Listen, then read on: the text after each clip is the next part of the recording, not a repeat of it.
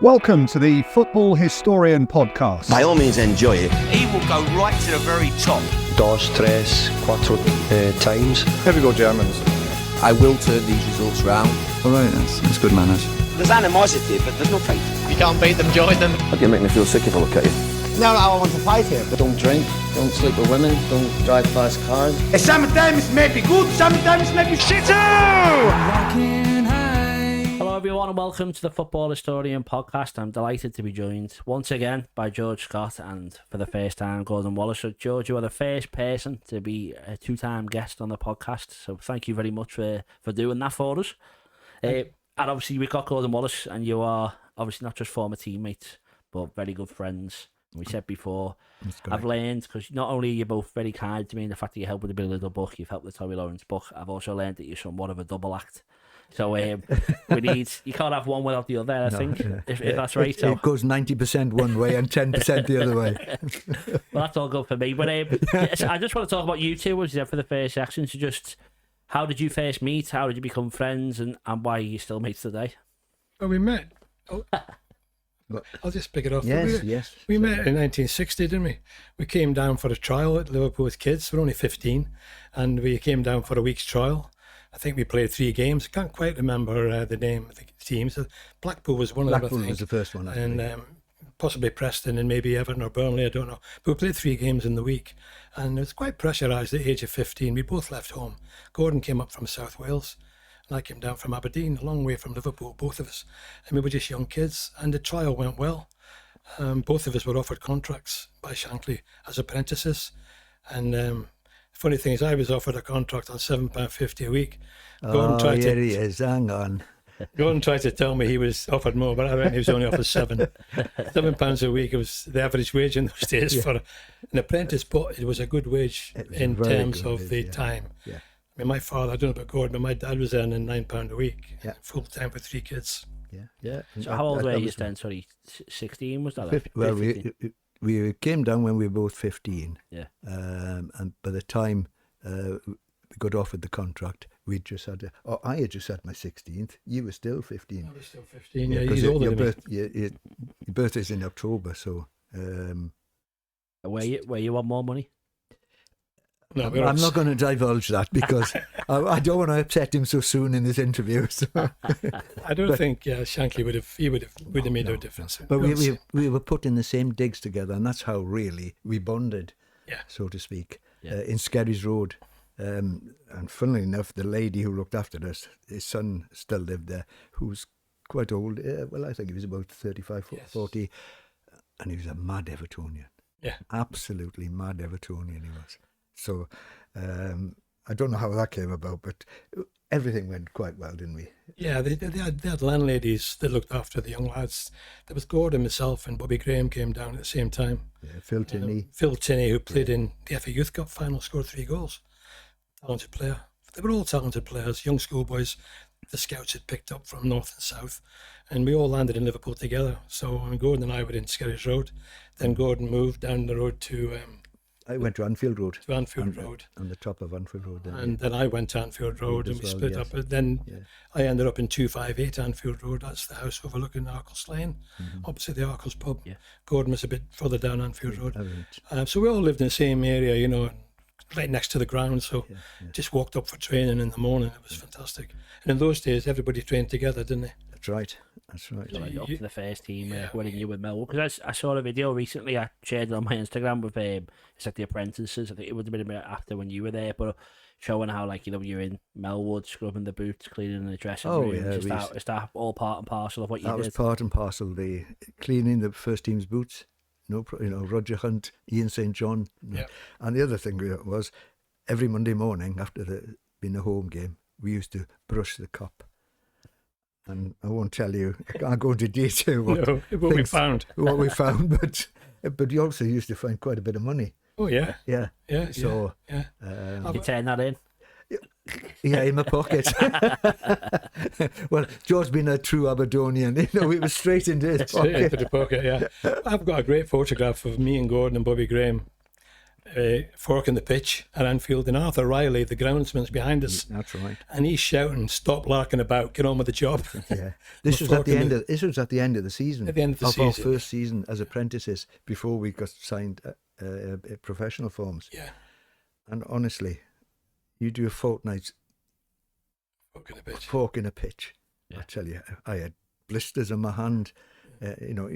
I knew what work was right from the start. But especially the pitches those days, were like in the winter, is it terrible? Is it just like a mud heap? Is it harder? Or basically muddy, really, apart from the wings. The wings, yeah. The goal mouths in the centre were muddy. Right down the middle. The wings were not bad, nothing like they are today. I mean, No. today they're like bowling greens. And our day it wasn't. Wembley was the only stadium in the country that had a bowling green surface, Yeah. But we had a great time. It wasn't just work. We used to train every day.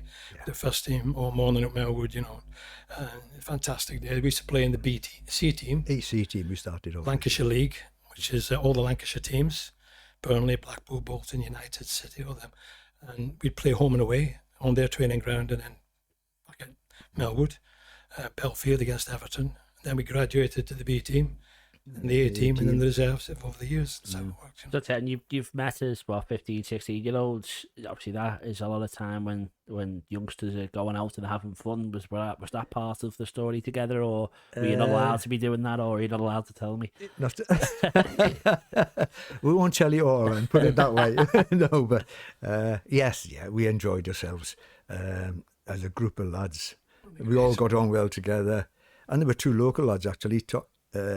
Names you may remember, the likes of Tommy Smith and Chris Lawler. Have you heard of them? Yeah, they were with us as well. They were all of us together. They actually signed the same time of us. Yeah, they came the same time, and they went on to big things. Big things. Yeah.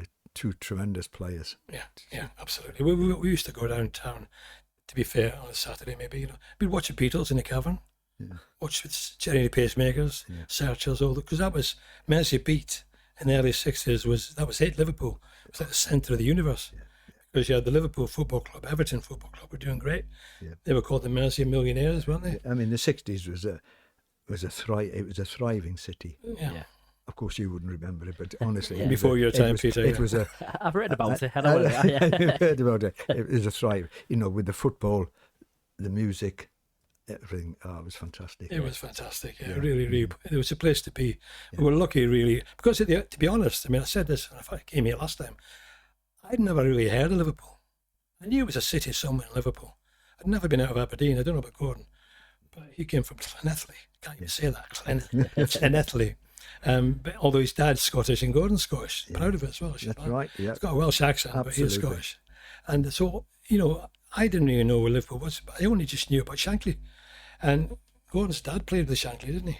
Yeah, my father did. Yeah, he played in the same Scottish team. Yeah. Well, we're going on to that in the next section. Don't worry, we want to talk about your dad there. But yeah, obviously, I was going to say you've both come from further afield, Wales, Scotland, but your parents aren't there. Are you writing home, telling them how great it is, how much you love in life? Are they worried about you being in the middle of Beatlemania and everything? I used to write home to them. I used to send my mum some money out of the £7 we got. Yeah. I used to send her £2. So did I. That's amazing, isn't it? Yeah. We both did that. Yeah. We both did that. For 5 years I did that. Because as George said earlier, I think my dad was on about £8 or £9 working in a steelworks down in South Wales. He was a fitter in Turner, and money was tight. Yeah, absolutely. So did the club pay for the houses that you're in as well, or are you paying to? No, we had to pay ourselves. We paid £3.50 digs. It was £3.50 digs, £2 to go home, £5.50, £1.50, but £1.50 in the 60s. A lot of money. It went a long way. Yeah, it went a lot. Believe it or not, you weren't scrimping or scraping, no. Yeah. Well, that's what a life it is, eh? And obviously, Gordon plays for the first team. We spoke last time. You played for in the Senior Cup, which counted as your games. But eventually, you both leave Liverpool. So you're writing home to your mum and you're sending her £2 a week. I'm guessing you're not sending each other money, but you still send each other's letters when you're in South Africa and you're in Crewe. You're still speaking. Right. Yeah. So how did you stay in touch? Yeah. Well, we stayed. I mean, we did at one stage. You lose contact a bit, which is only natural. Yeah, and Gordon's dad came to live over by where I live, just around the corner. Around the corner. His dad and mum, and then so we started seeing each other again, play squash together, and all. And he batted me in that. Yeah, well, I'll say nothing about that. Now there were always good competitive games, being good competitive, ex-Scousers by adoption, you know. So that's why then we started just, and then play golf a lot. That's a big thing. It's kept us together as well. So how old were you when you reunited? Oh, Roughly. I would say mid to late 30s. Yeah. I was just not too far apart. Then, Well, I so came you- back from South Africa. But we had drifted apart. You know, you lose contact. Yeah, of course, or you- yeah. I was in South Africa for 2 years for a start, you know. Yeah. And, you know, we didn't know whether I'd come back or not. It was just fate dictated that I did come back to Tranmere. Well, it is slightly strange that both you, obviously you had careers at Liverpool, but you never had the longest careers at Liverpool, either of you. But then to like call this city your home still today and still be mates from being in the same youth team, like is that special? You know, of many other clubs to have that same relationship, or do you think that's just what Shankly built? That's what you built as friends, or what do you think? I'm sure it's something with Shanks. You know. Give you standards, didn't he? Give you He standards set for us your life. standards and he put us on the right track. Bill Shankly did. Yeah. There's no ifs and buts about it. You know, he taught us certain things, you know, to respect people. Yeah. You know, like signing autographs. Just a little thing like signing autographs. Yeah. I said, you got me saying Shankly was inspirational to both of us. Yeah. Gave us the standards we especially lived the life by, you know. And he was so charismatic. Yeah. You know, and he was a one-off. We were lucky to be there with him at the beginning. And sadly now, I mean, Gordon and I are two of the, there's not many of us left now, is there, from that wonderful era. Era in the 60s, that yes. Brilliant team of the 1965 Cup final. Yeah. I mean, all those lads, I mean, you know, Unfortunately, no most longer of with them us. deceased, yes. So, you know, it's good that Gordon and I can talk about those days. And that's why I was so pleased when I wrote that book, because it gives modern fans an idea of what it was like back then. Yeah. So Gordon and I are very blessed. I mean, I think prior to us coming, our parents, you know, taught us the rights and wrongs. So, Yes. but Shankly, you know, carried that on, and you know, he took us into his, whatever you want to call it, and just told us, you know, exactly the right things, the wrong things to do. You know, don't get involved in certain things. So. Yeah, well, I think a lot's made today that the way that apprentices were treated in that era and even afterwards was too harsh. They weren't given respect by the rest of the dressing room. It wasn't the right way for a youngster who's 15, 16 away from home to live their life. Do you think that's fair, or maybe did that get worse after your era? Because I think there are like stories of basically older players bullying younger players and stuff. Is that something you ever saw? Or? I didn't say that. Not No, me we didn't. personally. Not Fantastic with us. Yeah. not myself. Yeah. You know, the likes of Roger Hunt, Callaghan, all these guys. They were lovely guys. Yeah. Absolutely lovely guys. Yeah. For all the success they had, you know, and over the years, probably may speak about this later. But George and I, we love our golf. Roger Hunt and Tommy Lawrence, even though they achieved so much in the game. We used to play a couple of games of golf every year. Reserves against first Yeah, team. I was going to. That was my next question, because obviously, you know, we did the Tommy Lawrence book. You told me the story of that special game you played together. So if you don't mind sharing that again now, that'd be great. Yeah, it was. We went to Lee Golf Club, wasn't it? Lee. Yeah, Lee on the East Tommy Lancs. was Rogers Golf, and he invited us to play.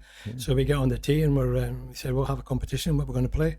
Tommy Lawrence, he tried to fiddle his handicap. I didn't believe him, but we gave him 24 shots or something, you know. And Gordon and I played it was a tight game actually, and because we're always competitive, so were they. Oh yes. I mean, they were getting on a bit now. This was only a few years before Tommy sadly passed away, and we get around the 18 holes, and we managed to pip him at the post, didn't we? Just So about. we just beat them by one up, you know. So we retired to the dressing room, and we're in the dressing room having a few pints, reminiscing about Shanks, telling stories, having a bit of a laugh, you know. And then Roger said, "Oh well, boys, I think it's I better get going now. Go and sort the bill out." So he goes over to the bar to sort the bill out. And then he comes back and we're shaking hands and give a hug, you know, and walking out the door. And as he's walking away, I said to him, I said, "Hey, Roger," I said, "haven't you forgot something? We're playing for £1." And he looked at me. He looked at me, he looked at him, he said, "You may have a Welsh accent, but he's a bloody Scotsman just like you, Scott." He tossed £1 across to me and I caught it. Told me, give him one. Yeah. And it's still my trophy cabinet, a little trophy cabinet at this point. Anyway, I said, it's not every day you win £1 off a World Cup winner, Tom. Hey, Roger. So he saw the joke, you know, it was great, wasn't it? Oh, yeah. Good day, that. Well, that, as you said before, that's obviously I don't know if you can put it all down to Shankly, but just the club at a time and all that, that says a lot for the relationship that players for like so many years after have still got such a close bond, and especially as you said, reserves and first team, and maybe wouldn't have a bond normally, for them to still be mates with you and still be talking everyone. It just shows how close the club must have been at that time. There was a great bond. Yeah, as much as we all wanted to play in the first team. Yeah, it's competitive. I wanted to play more games, obviously, but it wasn't to be. But the bond was still there. Yeah, the problem we had, both of us, the substitute rule was not in existence. So there wasn't any squads. There's one man could go carrying the bag as a 12th man. Yeah. And, they never hardly got injured, did they? Very few injuries. For some reason, very few injuries. And the season was quite a long season. They played a lot of midweek games as well. But that team stuck together and very rarely changed. And that broke a lot of people's hearts. Like, Gordon broke through and got maybe 20 games, I can't remember. Over the few years when the injuries stopped you, really. I mean, if you didn't have the injuries, I think you'd have played a lot more, to be honest. But it's just getting the opportunity. I was fortunate for our little gang of lads. Yeah. I was the only one who was given the opportunity. Yeah.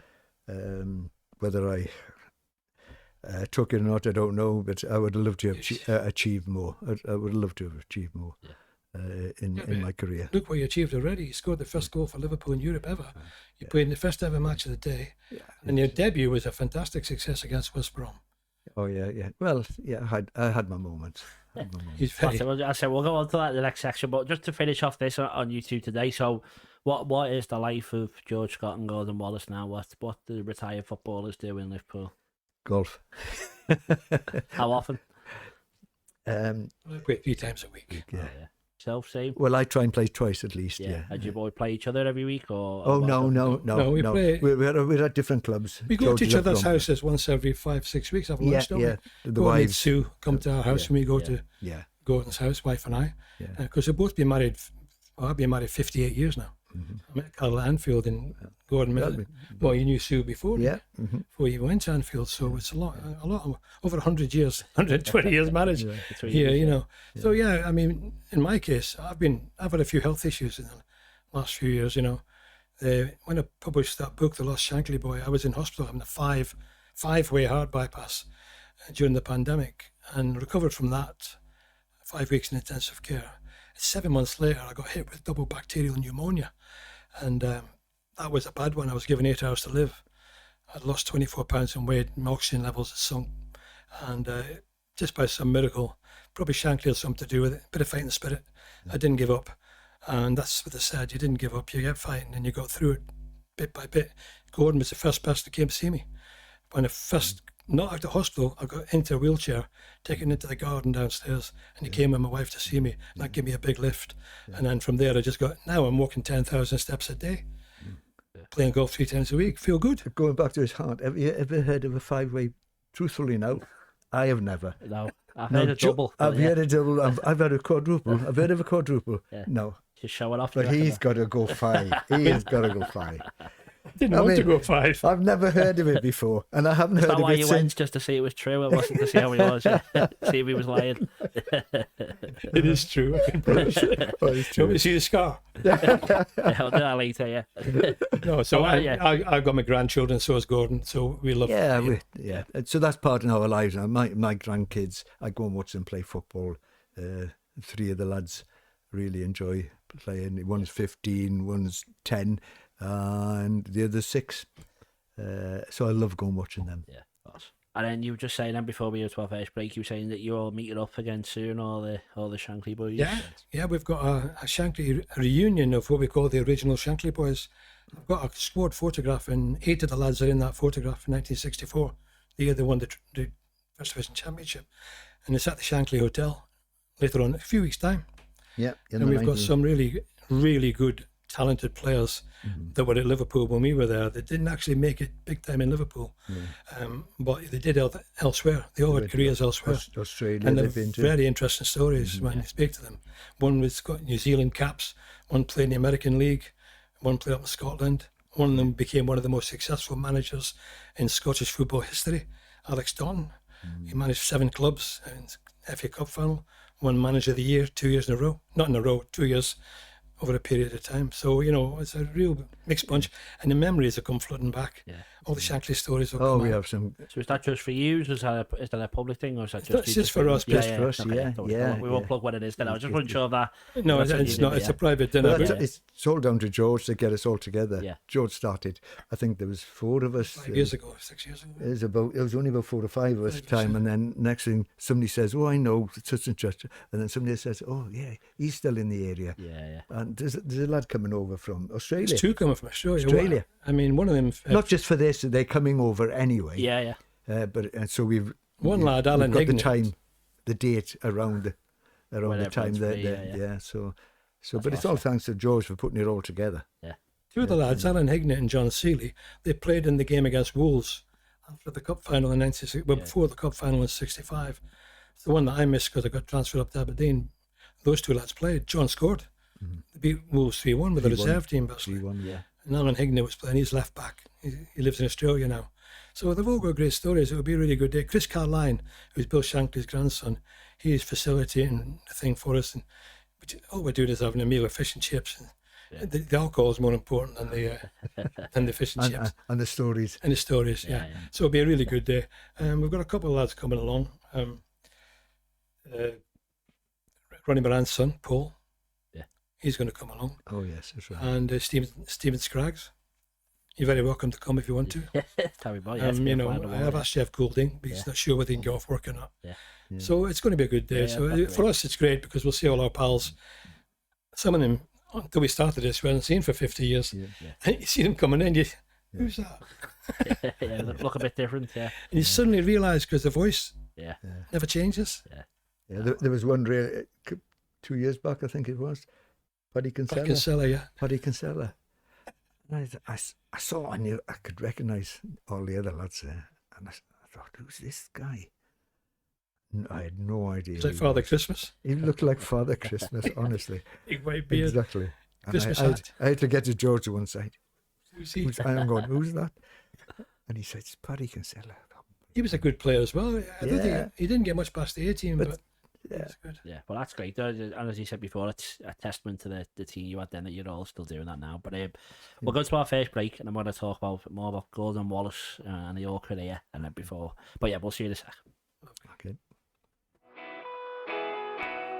Are you looking for a Kazakhstani football team to support? Then I think FC Kemay is a team you should support. Do you agree? Growing up as a child, I always had FC Kemay posters on my bedroom wall. Well, and all the children of the Kazakhstani future will have FC Kemay posters on their wall because FC Kemay is the team to support, and because of that, Tom has made us a chant that we're all going to follow. So, up the Kemay, up the Kemay, up the Kemay. Make sure you follow them on all the social medias, all the posts, and all the things you should follow will appear below us right here. You should be a supporter of FC Kemay. Live, laugh, Kemay. Welcome back to the second section, still joined by George Scott and Gordon Wallace. So for anyone unaware, we've already had George Scott in. I'm not just being rude and totally dismissing your career. We've already spoke about it. So we're just going to have a bit more attention on yours, Gordon. As you said before, despite the accent, you are born in Scotland. You moved to Wales at a young age. That's right. And your dad was a footballer as well. So what was life growing up? That's correct. As a youngster with your dad as a footballer? Yeah, well, my dad actually played for Scotland. He played for Clyde in Scotland, and he actually won a Scottish Cup final. Hampden Park, played in front of 135,000. That was Hampden's crowd in those days. He played 7 times for Scotland, and he played with Bill Shankly. So they knew each other. My career... We moved down to South Wales, when I was 5 years of age, and I was scouted around when I was 15 years of age and asked to go to Huddersfield, where Bill Shankly was the manager. So somebody locally had thought to, send this kid along. So I went for 3 certain weekends, and I did quite well. I scored a few goals. And then after the third trial I had, within a week, Bill Shankly had left for Liverpool. And within another week, I had a letter. This letter came through the door in South Wales, Liverpool Football Club. And it was from Bill Shankly, saying he'd like to see me in Liverpool, and would I come up for a trial? And it was 10 days actually. George said a week before, but it was 10 days. We had a trial in the Easter holidays, where all the lads from Scotland came down, and I came up from South Wales. And that's where George and I first met. And we did quite well, both of us, and we both got offered contracts as kids. In the first season there, we played in the C team, which we were very successful as a team. I scored quite. You won the league, didn't we? We won the league easily, yes, and I scored quite a few goals. It seemed to be what I was on the striker part of it. We were inside forwards in those days. George was 8 and I was 10, but we scored quite a lot of goals between us. Come the end of next season, I was in the reserves. Oh, sorry, in the end of that first season, I was in the C team. The last game of the season, you used to go into the dressing room. The teams were on the back of the door, and I couldn't find my name. And I thought, what's wrong? Anyway, the next thing, it was Joe Fagan who came, and I would pick for the reserves. I mean, I was only 16. Oh, yeah. And it was at Man United. So obviously I rang my mum and dad that Friday, and they came up. They were there the next day, watching me at Old Trafford, and we won 2-0. So that was a start. Come the start of the next season, I was straight into the reserves, and I broke my leg. And in fact, I had an injury, and they didn't know what it was at first. And I was, I had X-rays, and nothing was showing. And I remember Ruben Bennett, who was a marvellous coach. And Tommy Smith used to tell this story when he used to do his after dinners, and he says, Noddy Wallace, as they called me, he says, Ruben would block tackle me. You're trying to find out what, the strength of my leg. Anyway, I went down like a ton of bricks. I mean, and Ruben was a tough man. He was a real, wasn't he, George? Yeah. Oh, yeah. So what do you mean block tackle? Sorry, well, he was just putting the ball in between us and both going at it. So to test your injury? To test my injury, yeah. And I went down like a really a ton of bricks this time. And I hadn't played for about 4 or 5 weeks. But I thought I was getting better. So that was one of the ways they tested me. So I went down. Anyway, I went for an X-ray, and they found out I had a hairline fracture on my tibia. So I was in plaster then for 6 weeks, and George tells a story. I'll hand over to you, George, because George tells us so well about me walking down the corridor. Yeah, Gordon comes out of the dressing room with Joe Fagan. Joe's got his arm around his shoulder, and he's got a big plaster on his limping. He's got a walking stick, Yeah. And Shankly says to Bob Paisley, as he sees him, he says, yes, Wallace, his bloody walking stick's been in hospital more than him. And he's a malingerer. He's a bloody malingerer. So his walking stick's been sold and healed twice. Didn't like injuries, Bill. Yeah. So I came back, and I played back in the reserve then when I was after 6 weeks in plaster. Yeah. So in my second season then I was still in the reserves. So which was I just turned 17 then. So do you reckon that broken leg came from this tackle in the training? No. It was there, but it hadn't been picked up. Yeah. The club had done the right thing. I'd already had X-rays, but nothing showed. Right. Okay. The consultant never saw it, or it wasn't showing. So by the end of the season, we went into the Liverpool Senior Cup at the end of that season, and all the lads, and we had 3 big games, and we played against Rochdale's first team away from home, and we won 3-1. The next couple of days later, we played Man United at Old Trafford with Albert Quicksall, David Hurd, Nobby Stiles, and There was Folks. Ian Folks, Moyer, Bill and Folks. yeah. And they were big names in those days. Bill Quixel, yeah. So we won 5-2 there. I think Alfie Ellis scored a hat-trick, didn't he? Yeah. And I was at Monday, Rochdale, Wednesday, Old Trafford, and on the Friday we went to Burnley to play the final. And we just lost 2-1. I scored. Yeah, 2-1, wasn't it? Yeah, I scored. We're up. Yeah, Hamish McKenzie went in goals. Tommy Lawrence got injured. Yes. Got carried off after about 20 minutes. We had to play 70 minutes with 10 men, no substitutes. And we held them to right near the end, and Ian Towers, I think, scored a 25-yarder and lost the cup. But we were all kids, 16. That was 16, 17. That's right. And we'd been to the final of the FA Youth Cup the year before, but unfortunately, Gordon was a month too old. He didn't qualify.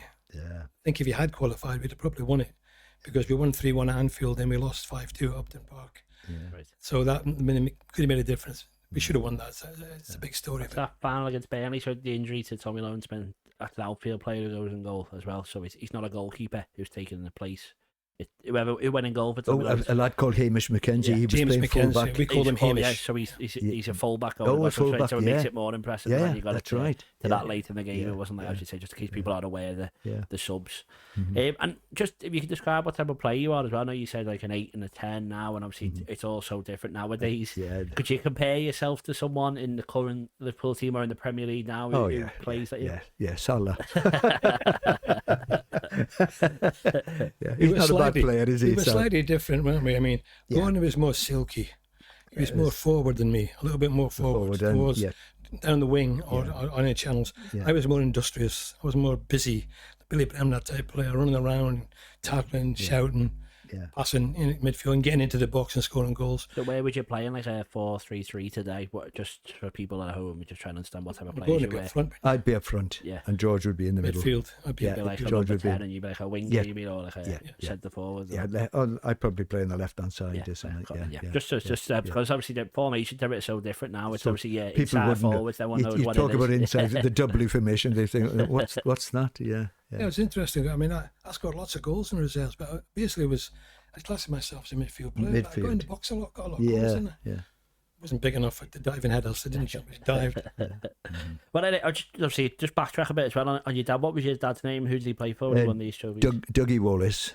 He was, and he played. His main team was Clyde. He came over from. He was South African, my father, but his parents were Scottish. Hence the reason why he could play when he came over to Clyde. He could play for Scotland. And that's how. And then who would you have played for? If I had been anywhere good enough, yes, I would have played for Scotland. Okay. And then obviously, we spoke there about the reserves and breaking through and your injury, but Bill Shankly obviously had adoration for you at Huddersfield. Did that first move to Huddersfield, was that because of your dad, or was that because of your talents, or a bit of both? Well, hopefully my talents, because obviously there were scouts down in South Wales, and.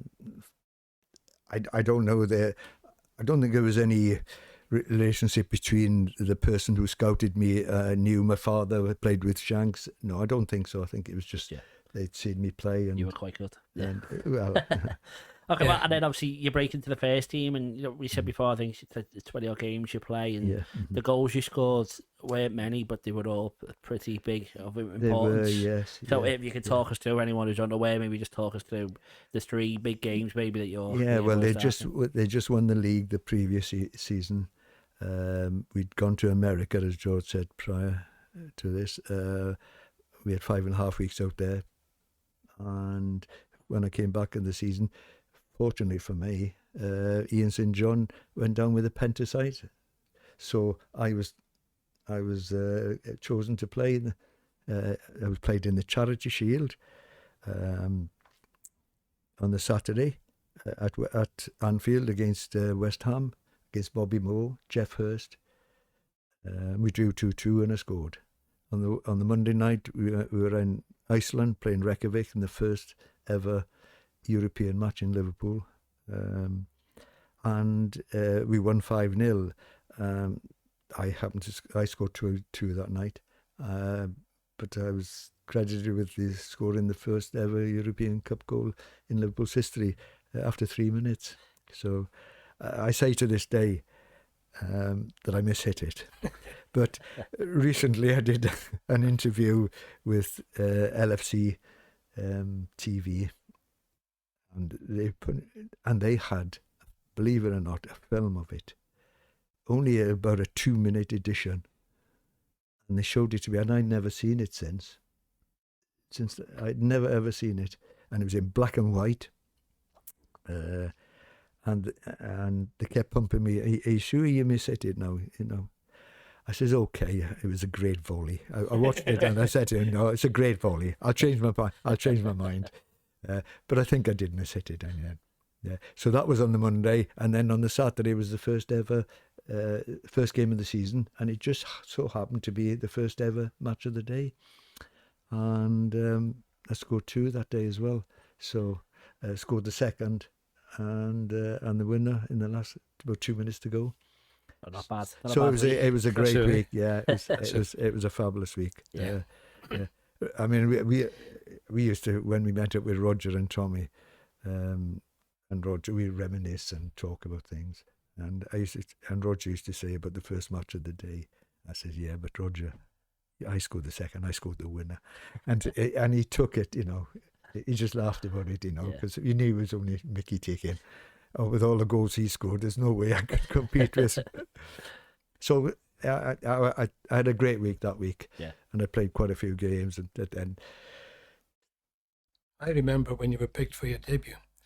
Tommy Lawrence was picked the same day. Yeah, I remember coming. We were playing West Brom at home. You were playing away. Yeah. And I remember coming into the digs and getting the pink echo, which used to have the old pink echo at night. Oh yes. All the football results. You don't have those now. And headlines, Wallace has dream debut. I always remember that. Because the right back was Don Howe, wasn't he? Don Howe, who played for England. And you gave him a bit of a toasting. Yeah. But things happened. I had injuries. Yeah. Well, yeah, we'll go into that in a second. But just first, when you see that of your mate, you made up that your mate done that, is that you seeing that in the pink echo, or are you thinking, I wish that was me? No, I was delighted for him. I was delighted for him. I was over the moon for him. I mean, the thing is, when you're playing football, you do your best and you try to get into the team. And I did fantastic in the reserves over 3 years. I couldn't have done any more. I was top scorer, leading goal scorer in the reserves for 3 seasons. And I played more than anybody else in that reserve team. But for whatever reason, I just didn't quite get that step up, and it can happen. Happens to a lot of players, happening to players at the moment. Like the Bobby Clark and David Origi, and they can't get in, so they have to move on. Yeah. It's just getting the opportunity. To be luck to have. Well, you'd say John. Yeah, and there we are. Ian St. John having his appendix out. Yeah. Gave me the opportunity. To show. Probably the best week of your career, is that safe to say? Yeah. I mean, people ask, which was my best game, but that wasn't any of those 3. When the previous season, when they were going for the championship, for the first time, 63, 64, we went to Burnley, and I was on the coach, not knowing anything about it, what the team selection was, and when they announced the team in the bus, Bob Paisley, and he went Callaghan, Wallace, St. John, Arrowsmith, and Thompson. And I thought, I didn't know. I didn't know Roger was injured, but Burnley had Burnley. I mean, there were 34,000 there that night. It was heaving in Turf Moor. There were about thousands outside Liverpool fans who couldn't get in. But that to me was in the first team was my best ever game that I played. I remember above the Arsenal game, above the Reykjavik game, the West Ham, that to me was my. What was the score that day? 3-0. We beat Burnley 3-0, and of course we needed 5. I think it was 5 points we needed with 3 games to go. So there was it was only 2 points in those days. Don't forget. We need 3 points. Sorry, from the 3 games, and they played Arsenal on the Saturday, but Roger was back fit again. So So Shanks was right to pick him on the Saturday. he scored 2. I remember Shankly waxing lyrical about your performance. Yeah, Really remember Bill. So that was after that Burnley game. The Burnley. Yeah. That's you say there about subs as well. Like, so you're coming in and you're performing well, but the first team players, Hunt and St John, are taking your place. But if it's a day of 5 subs there, like obviously you're both getting appearances, and you're in the line to come on for the last 10 minutes or to play an hour, or everything for the rest of the season. But obviously it wasn't meant to be. It's a big year for Match of the Day. I know you've already spoke about it, but it's the 60th anniversary. I was actually on the radio talking about it not long ago, and they open up every episode with that line from Kenneth Wolstenholme starting it. So is it mad to think that you played in that game when you were? Because I'm sure you're like every other football fan watching Match of the Day. Does that just take you back every time? Or? Oh yes. My grandchildren had seen it as well, which it's something when they say, "Grandad, was that you?" Especially my 6-year-old. He's was that you, Grandad? It's nice. My 15-year-old now. Well, he's known. He's because the BBC actually sent me a 20-minute edition of the game. And it was on the reel. It was so then I had it put onto a cassette, and then I've had it put onto a DVD. And as it's gone on, it's gotten duller and duller. You can't really see much about it, but it's great. It's got something for my grandchildren. Of course, and that's just how important the television is. As you said, that Burnley game's bigger, but just some few games are on telly, then that makes it so much bigger. But if we talk about Reykjavik as well, obviously not just the fact you're playing and scoring that one. What was it like just going abroad for the first time? I believe there's a bit of a tale on the way to Iceland.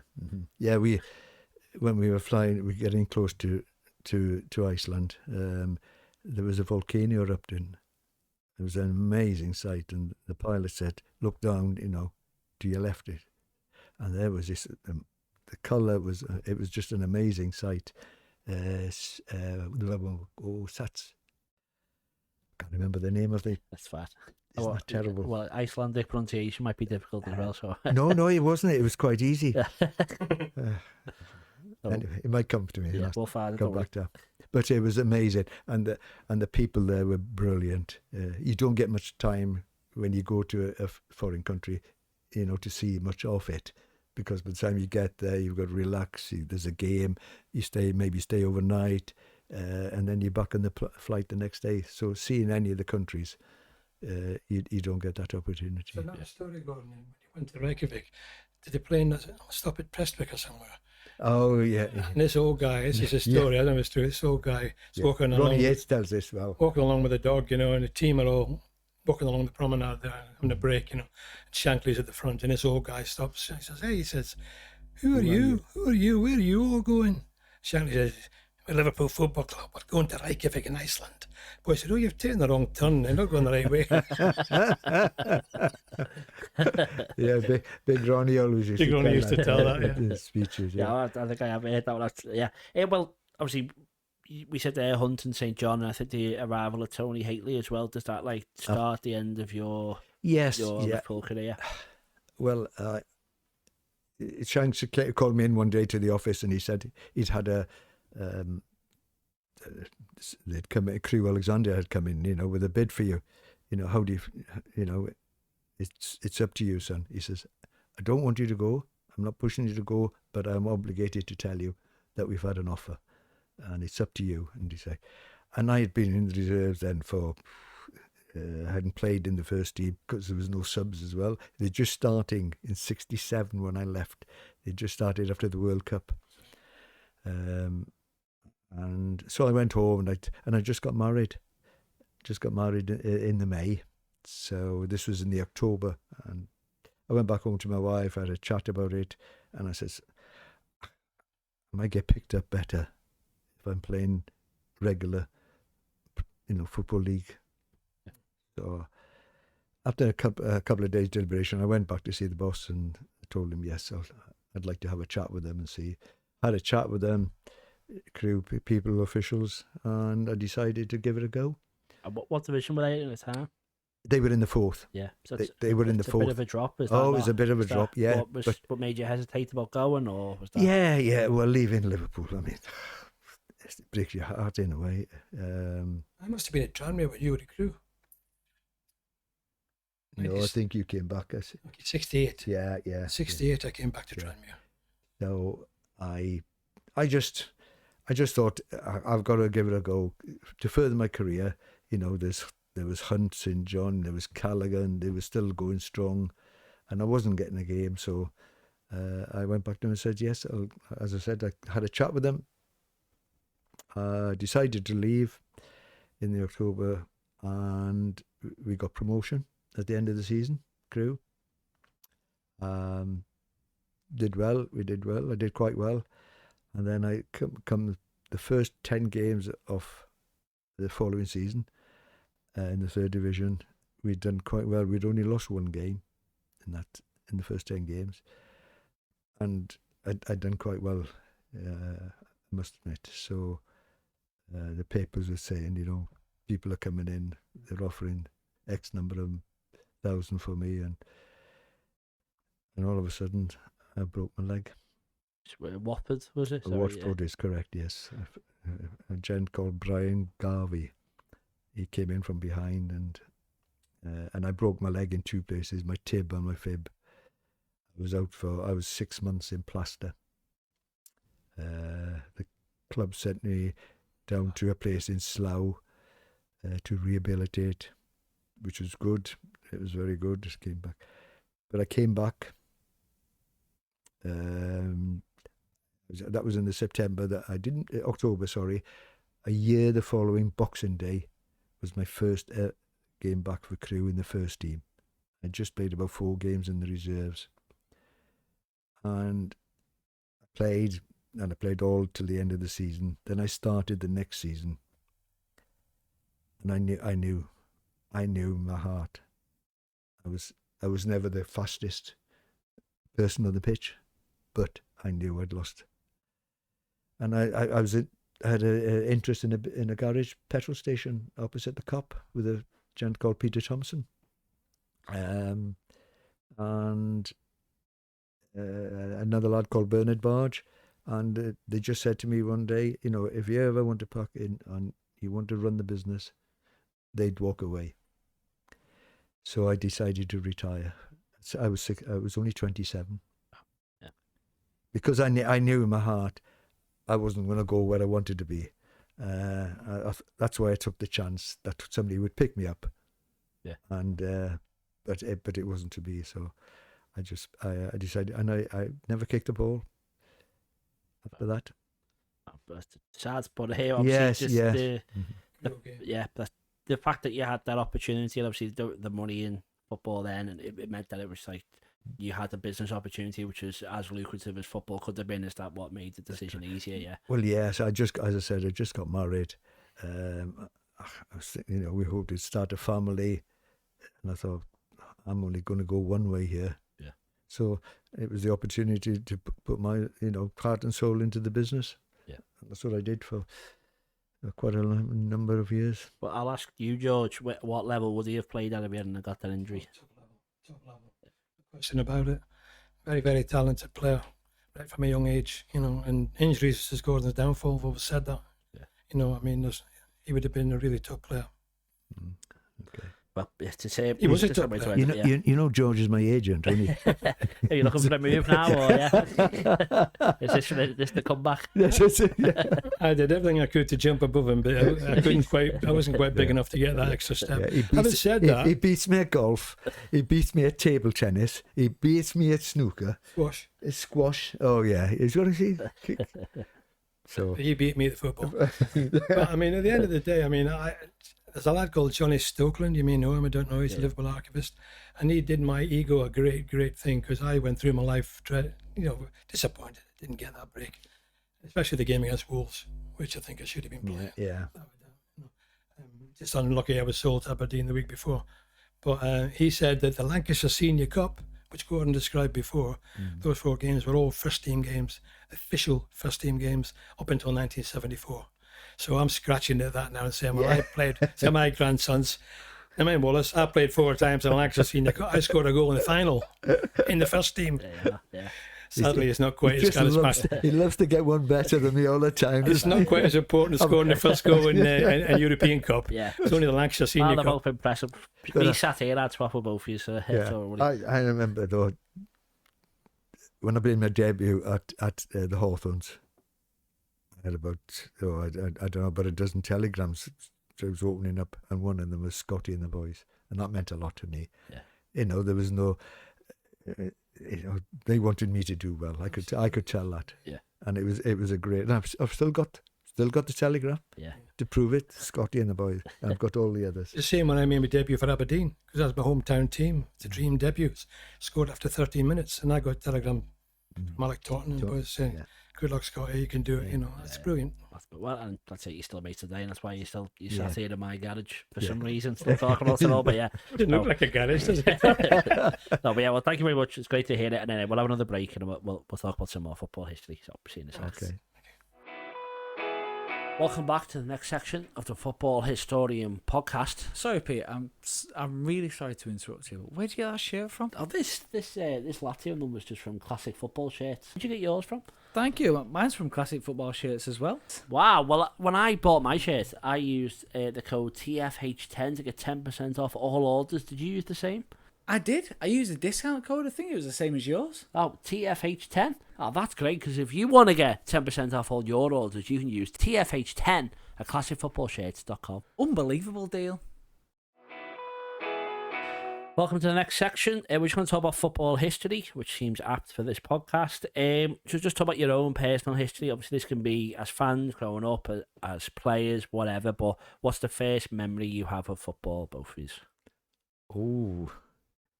You go first, Gordon, because I've already done this. Well, my first memory of football. I mean, when I was a kid, I was an Arsenal fan. Dare I say it? Dare I say it? Could have been worse. Could have been Evan. It could have been, yeah. That was my first memory. Yeah. And I remember one Christmas, for some unknown reason, my mum and dad bought me a Wolverhampton kit. Don't ask me why. I have no idea. But I remember having that for Christmas as a Christmas present. My brother, big brother, and I. So apart from that, and my father, when he came down from Scotland, when we moved down from Scotland to South Wales, as well as working in the steelworks, he was manager of the town that we stayed in, Llanelli, as Joe says. He became manager of that club. So that was my first recollection of football. Did you go and watch them play when you were? Yes, I did. Yes. Obviously, we used to live very close to the ground, and the abiding memory is my dad played in a third round. They'd got through all the preliminaries, Llanelli, because they were only in the lower South Wales League, and they played Bristol Rovers at Bristol Rovers. And they drew 1-1, and they came back to Llanelli, brought them back to Llanelli, and there were 18,000 people there. How they got 18,000 people in that ground, I don't know, but that was the attendance, and they lost 1-0. So that's my first abiding memory of watching football. Yes. Who was your Arsenal heroes when you were a young Arsenal? I didn't have any heroes. It was just Arsenal as a club. I don't know why. No, I can't answer that one. I can't give you an honest answer to that one. So your team when you were younger was Aberdeen? Yeah, it was Aberdeen, because I used to watch Aberdeen since I was a 6-7-year-old, all the way through. Yeah. So I went to Liverpool, it was Aberdeen. Yeah. And Aberdeen had agreed to sign me, and it's only when, similar to Gordon, Bill Shankly came on the scene, that he swept my feet away from me and made me leave Aberdeen and go to Liverpool. But eventually it turned full circle, because when I left Liverpool, Bill sold me back to Aberdeen. So I went back to my first love and played for Aberdeen in the first team. So that was cushioned the blow, leaving Liverpool. There's both young attacking players as well at that time. But who were the attacking heroes that you either looked up to or wanted to base your game on in that era? Was there anyone that you used to watch? Well, yeah, you wouldn't remember. Nobody around today would remember them. Aberdeen won the Scottish Cup in 1953, and they had a team like Liverpool have now, where every fan could name the team. It was Alistair, Glenn, Martin, Young. You can go through the whole team. Leggett, Wishart, Hather. You see, off the top of your head, they were all legends. They're all great players. Paddy Buckley, whose name was centre forward, scored 30 goals in the season that they won the actual cup. They were a big club, Aberdeen, second only to Rangers and Celtic. Still are at the top of the league at the moment. Yeah. after 4 games. It's a bit of a change.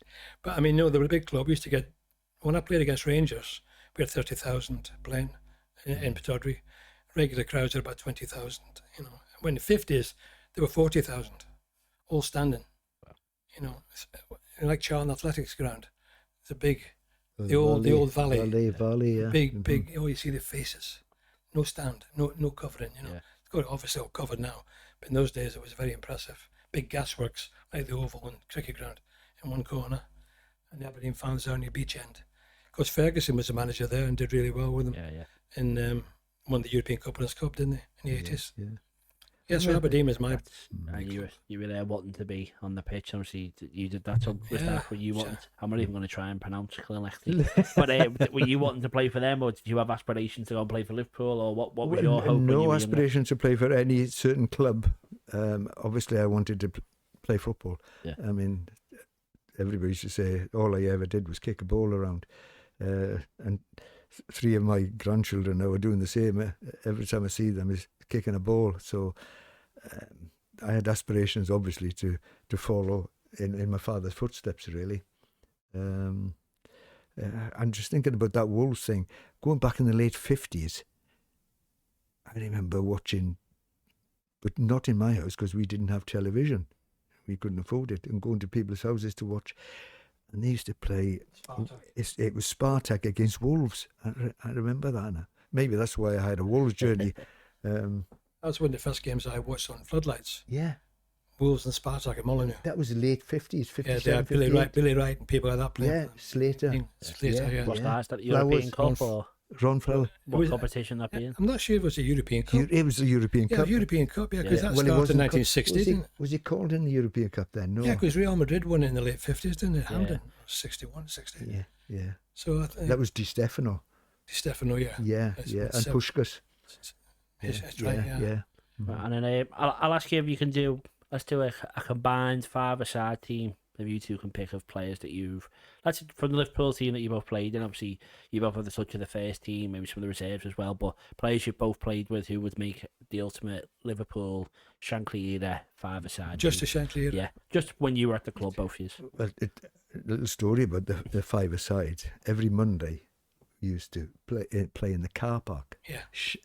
Shanks absolutely loved his five-a-side. Didn't he? Loved his five-a-side. Scott Wallace to the car park. Five-a-side start. Five-a-side, yeah. And, it was Ruben Bennett, who was chief coach, Bob Paisley, Joe Fagan, Shankly. the boss, and George, wasn't it George? Golly. And then there was 5 of us, never won. They cheated. They did everything. The goals, their height, they were kicking into was there. When we were attacking, the height of the post of the couple of gym shoes. Yeah. Oh. So are they the ultimate five-a-side team then, because they never lost, or? They never lost. Yeah. Don't forget, they were in the 40s, very experienced pros. Ex-pros. Well, they'd all played as well, hadn't they? Of course. So we had more energy, but they had more tactical. Cheating. Yeah. I'd have St. John in my team. So I definitely have St. John. I definitely have Roger for scoring. 3 more. So I want 3 more. So I've got to have a goalie, haven't I? Yeah. So,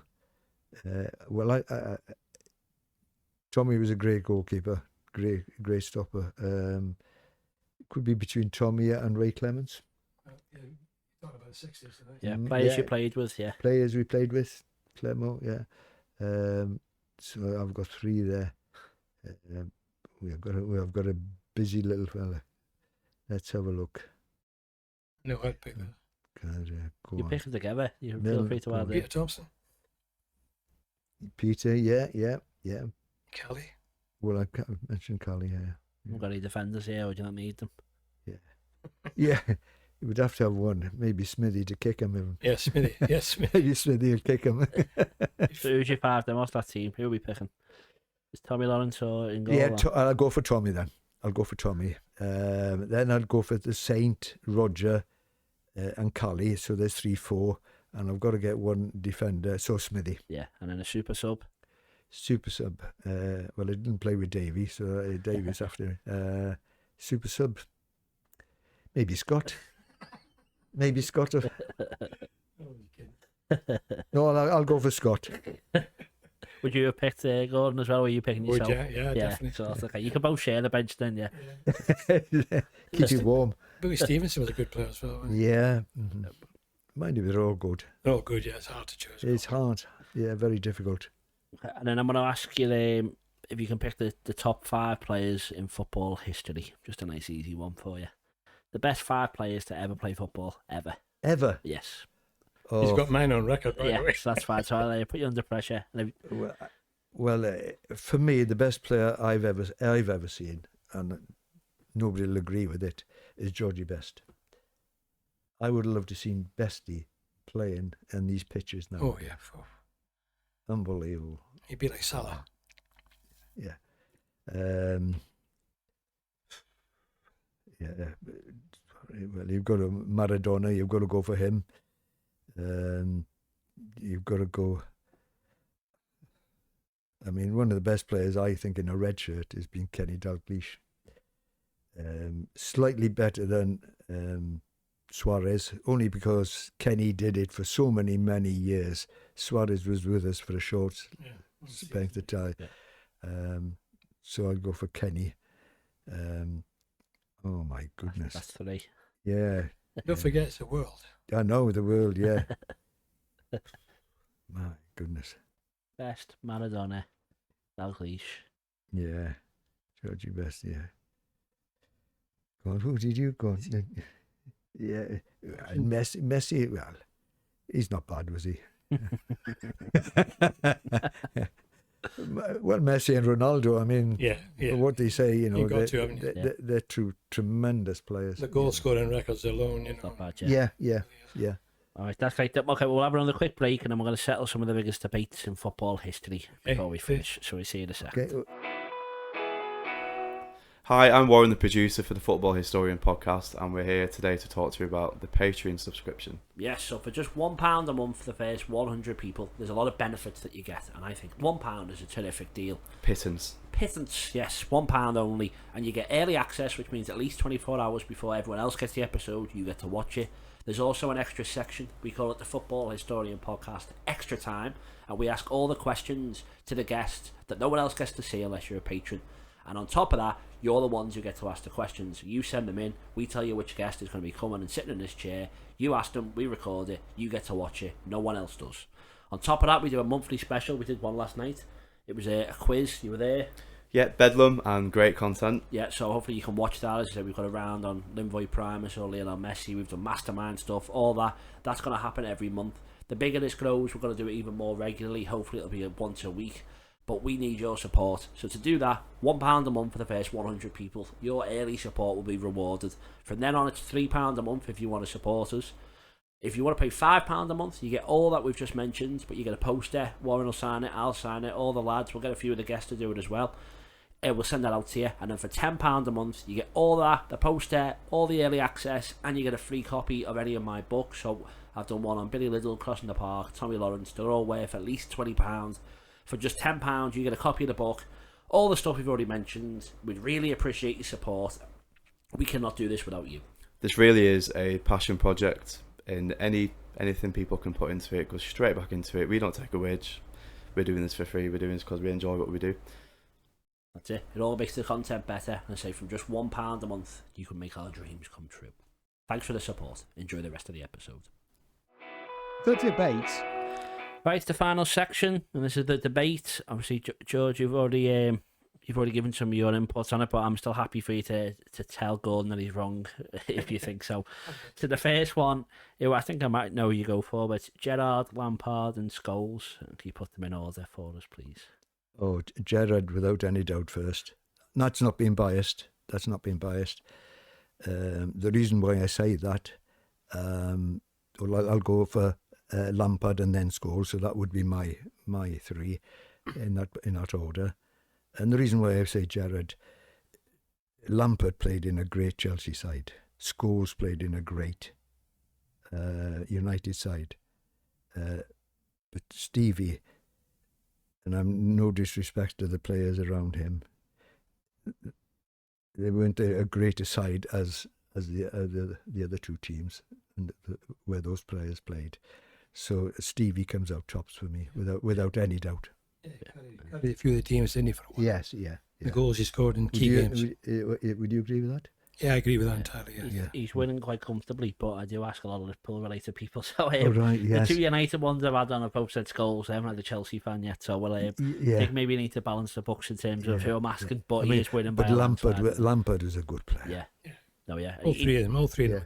Well, that's it. I mean, the three of them. No wrong answer. That's the thing. I think it'll be. Yeah. Right, the next one. I think I know who you'll say because you already named one of them, but Pele or Maradona? Right. Well, I've got to go for slightly Maradona. Yes, slightly Maradona. Pele was fabulous. Don't get me wrong. Two great players. But as I didn't put Pele in my 5, I can't say now that he's better than Maradona. So I'm going for Maradona. Yeah.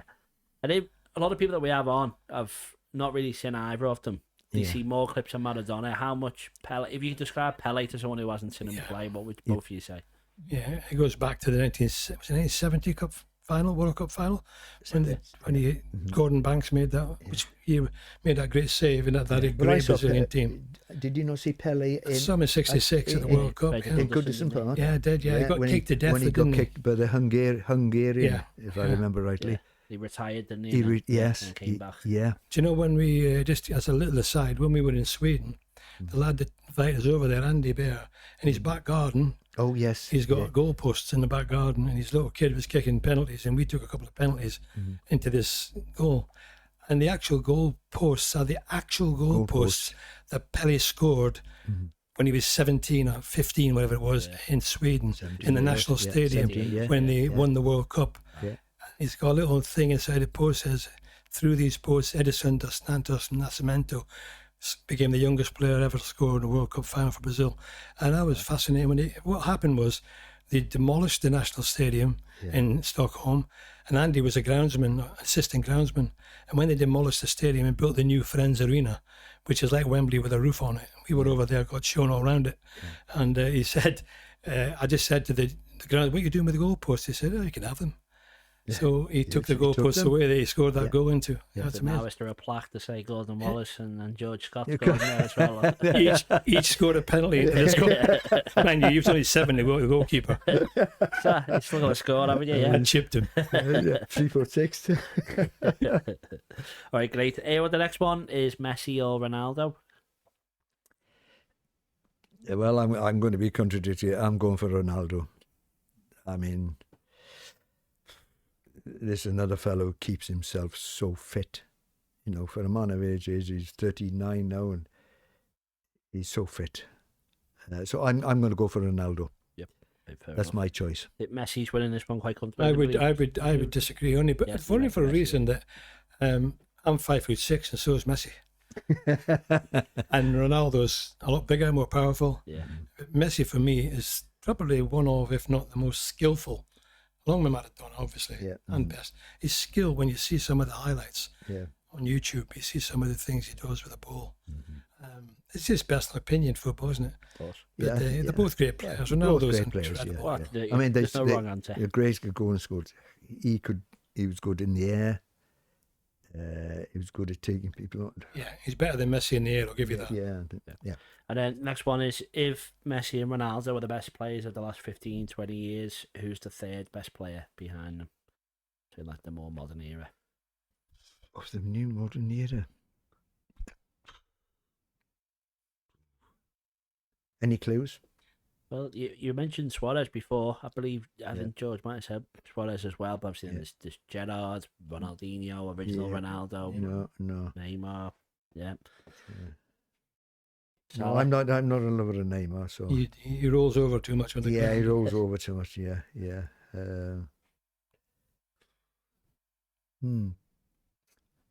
Sorry, I wish I'd known that question before, and I would have. It's hard. I would have thought about it. Yeah. I mean, you look at some of the Liverpool players. You got Salah, haven't you? Yeah. Or if you look at City, there's De Bruyne, isn't there? There's Henry, maybe just about touches it. Henry of Arsenal. Oh, yeah. Haaland's coming towards it. The goals he's scoring now is Unbelievable. I don't even know if he's any good at football. He's just unbelievable at scoring Goal goals. scorer, isn't he? Yes. It's mad. Mind you, any team would like that, wouldn't they? Of A course. striker of his capabilities. 40 goals a season. Yeah. Take him out of that Man City team, it wouldn't be the team they are. Yeah, they'll be struggling. Struggling as much as Gordon is here. Yeah, struggling like I am, yes. Yeah.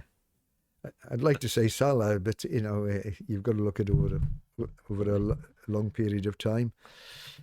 No, I'm going to have to think about this one. That's what we can go to the next one. You know, a little thing. Go on. Yeah. Well, the next one then, maybe I'm not sure if it's easier for you, but who is the greatest team ever? So it's not like, you know, over a 2-year period or in a tournament or even it could just be one game, but who's greatest the team ever? Greatest team ever. Holy, right. Well, I mean, there's so many. You've got to say Man United's teams in years gone by have been great. The Arsenal teams have been great. The Liverpool teams, oh heavens! Brazilian teams. Yeah, but did you say Brazil 1970? Is that Brazil right? 1970 for me, with Gerson and those guys, Ronaldinho. Pele, yeah. They were incredible. Yeah, probably a Brazilian team in the World Cup. Yeah, they're unbeatable. But that's going back about 50 years, so.